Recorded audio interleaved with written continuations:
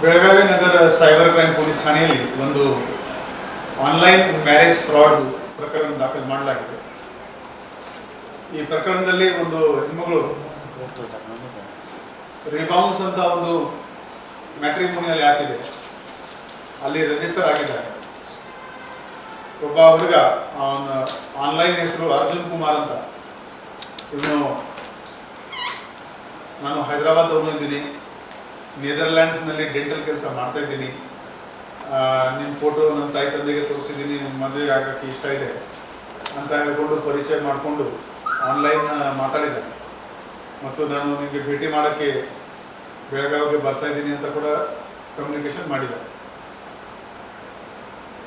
ಈ ಎಲ್ಲ ಕಮ್ಯುನಿಕೇಷನ್ ಮಾರ್ಚಿಂದ ಮೇ ತಿಂಗಳವರೆಗೆ ಆಗಿದೆ.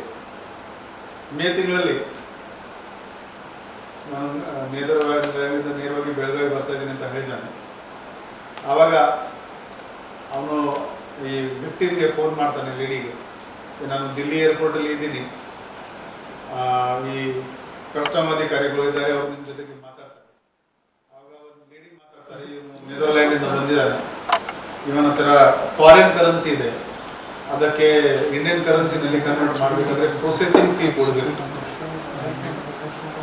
ಸೊ ಆವಾಗ ಇವನು ಆ ಲೇಡಿಗೆ ಹೇಳ್ತಾನೆ, ನನ್ನ ಹತ್ರ ಬರೀ ಫಾರಿನ್ ಕರೆನ್ಸಿ ಇದೆ, ಇಂಡಿಯನ್ ಕರೆನ್ಸಿ ಇಲ್ಲ, ನೀವು ದಯವಿಟ್ಟು ಪೇ ಮಾಡಿ. ಸೊ ಈ ಅಮ್ಮ ಪೇ ಮಾಡಿದ್ದಾರೆ. ಅದು ಸ್ಟಾರ್ಟಿಂಗಲ್ಲಿ 84,000 ಪೇ ಮಾಡಿದ್ದಾರೆ.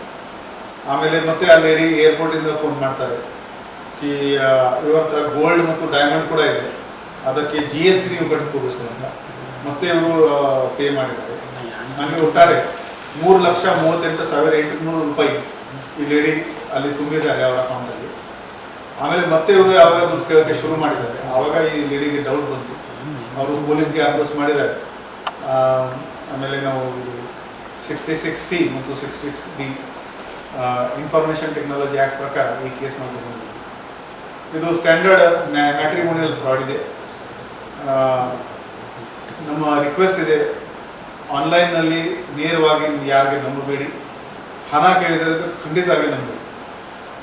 ಇದು ಒಂದು ಭಾಳ ಸ್ಟ್ಯಾಂಡರ್ಡ್ ಮೋಡಸ್, ಭಾಳ ಹಳೆ ಮೋಡಸ್, 10-15 ವರ್ಷದಿಂದ ನೋಡ್ತಾ ಇದೆ. ಆದರೆ ಮುಗ್ಧ ಜನ ನಮ್ಮ ಇದಕ್ಕೆ ಪ್ರೇ ಆಗ್ತದೆ. ಸರ್ ರಿಕವರಿ ಏನಾದರೂ ಆಗಿದೆ ಸರ್? ಇಲ್ಲ, ಸ್ವಲ್ಪ ಅಮೌಂಟ್ ಫ್ರೀಸ್ ಆಗಿದೆ. ಈಗ ನಾವು I4Cಗೆ ಮಾತಾಡ್ಕೊಂಡು